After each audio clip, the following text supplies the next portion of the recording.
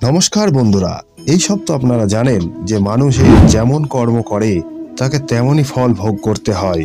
আপনারা জানেন কিছু কাজ এমনও থাকে যা মানুষের মৃত্যুর পরেও আমাদের পিছন ছাড়ে না, আর এই কর্মই আমাদের আগের জন্ম কেমন হবে সেটা নির্ধারিত করে। আমাদের শাস্ত্র এবং পুরাণে বলা হয়েছে যে মানুষের জন্ম কোন জনিতে হবে আর তাকে কি কি কর্ম ভোগ করতে হয়।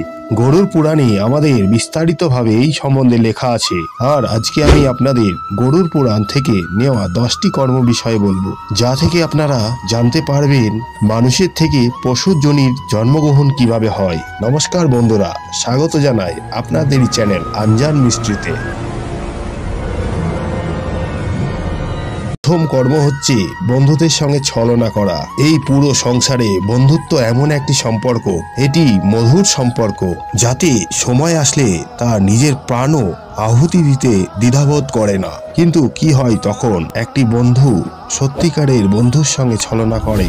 এটি গরুড় পুরাণে বিস্তারিতভাবে লেখা আছে যে মৃত্যুর পর তাকে তো নরক যন্ত্রণা ভোগ করতেই হয়, তাছাড়া পরের জন্মে গিয়ে তাকে চিলের রূপে জন্মগ্রহণ করতে হয়, তাকে উঁচু উঁচু পাহাড়ের উপর দিয়ে উঠতে হয়, আর পচা গলা মাংস ভোজন করে নিজের জীবন যাপন করতে হয়। 2 নম্বর, নিজের ধর্মের নিন্দা করা। কিছু এমন মানুষ পেয়ে যাবেন যে নিজের ধর্ম সুনাম করে আর তার সঙ্গে সঙ্গে পরের ধর্মেরও সুনাম করে, কিন্তু আপনি এমন মানুষও পেয়ে যাবেন যে পরের ধর্মে বদনাম করার পাশাপাশি নিজের ধর্মকে কুনজরে দেখে। এইসব মানুষদের জন্য গরুড় পুরাণে বলা হয়েছে মৃত্যুর পরে নরক ভোগ তো অবশ্যই করবেন, আর পরের জন্মে কুকুর রূপে জন্মগ্রহণ করতে হয়। এগুলি ওগুলিতে ভুগতে থাকবে, কিন্তু কোনো মানুষরাই তার কথা শুনবে না, বরং উল্টো মারার জন্য লাঠি এবং ডান্ডা দেখাবেন।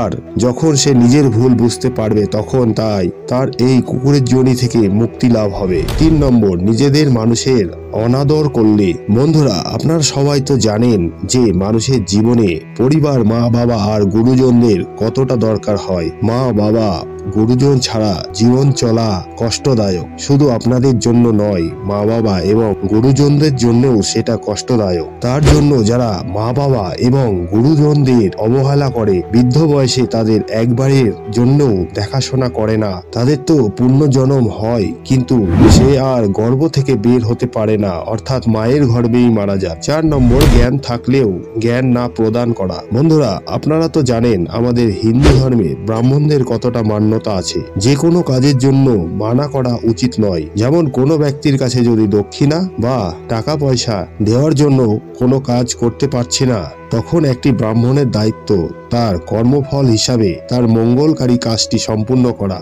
যদি এমনটি না করা হয় তাহলে তার এই জন্মে তো দুর্নাম অর্থাৎ নাম খারাপ হবেই, আর পরের জন্মে গিয়ে তাকে বলদ হয়ে জন্মগ্রহণ করতে হয়। সেই বলদ দিয়ে মানুষ সব রকমের কাজ করিয়ে নেবে। নাম্বার 5, চালাকি করা মানুষ। এই পৃথিবীতে এমন মানুষ আছে যে খুব ভালো কর্ম করে মানুষের হৃদয়কে স্পর্শ করে দেয়, আবার এমনও কিছু মানুষ আছে যারা চালাকি করে মানুষের সবকিছু নিজের নামে করে নিতে চায়, অর্থাৎ জমি বাড়ি, টাকা পয়সা, সোনা গয়না ইত্যাদি। এই রকম মানুষের জন্য বলা হয়েছে এইসব মানুষ পরের জন্মে গিয়ে পেঁচার জন্ম হয় আর নিজের চালাকি করার ফল ভোগ করতে থাকে। 6 নম্বর, গুরুজনকে অপমান করা। যেমন যেসব ছেলে এবং মেয়েদের দায়িত্ব এই যে তার বাবা মা এবং তার গুরুজন ব্যক্তিদের দায়িত্ব পালন করা আর নিজের পরিবারের সঙ্গে সুখ সমৃদ্ধিতে জীবন যাপন করা, আর একটি ঘরের বউয়ের এই দায়িত্ব থাকে যে তার নিজের পরিবারের সমস্ত কর্মকে নিষ্ঠার সঙ্গে করা এবং তার শ্বশুর এবং শাশুড়িকে সেবা করা। কিন্তু যেসব মেয়েরা শ্বশুর শাশুড়িকে অপমান করে আর ছোট বড় কথা বলে, সেই সব মহিলাদের রক্তচোষা পোকা অর্থাৎ ছাড় পোকা রূপে জন্মগ্রহণ করতে হয়। 7 নম্বর, গালিগালাজ করা ব্যক্তি। বন্ধুরা, আপনারা তো সবাই জানেন মানুষের কণ্ঠে স্বয়ং মা সরস্বতী বাস করে। এর জন্য আমাদের শাস্ত্রে বলা হয়েছে যে মানুষকে কোনোদিন এমন কিছু বলা উচিত নয় যে তার আত্মসম্মানে ঠেস পায়। কিন্তু এই পৃথিবীতে এমনও মানুষ আছে যে কোনো কারণ ছাড়াই এবং ছোট ছোট কথায় গালিগালাজ করা শুরু করে দেয়।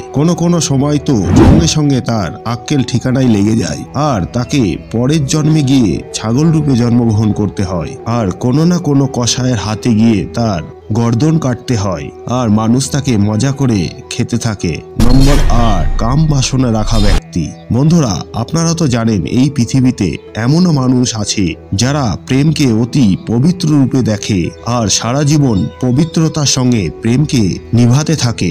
তাদের মনে কোনো রকম স্ত্রীর প্রতি লোভ হয় না। কিন্তু এই সংসারে এমনও কিছু মানুষ আছে যারা প্রত্যেক মেয়ে এবং স্ত্রী মহিলাদের ওপর খারাপ নজরে দেখতে থাকে। তাদের সঙ্গে কাম বাসনা করার জন্য তাদের মনে সবসময় চলতে থাকে। এমন মানুষকে গাধা রূপে জন্মগ্রহণ করতে হয় আর সারা জীবন মানুষের অতিরিক্ত সামান বইতে বইতে চলে যায়।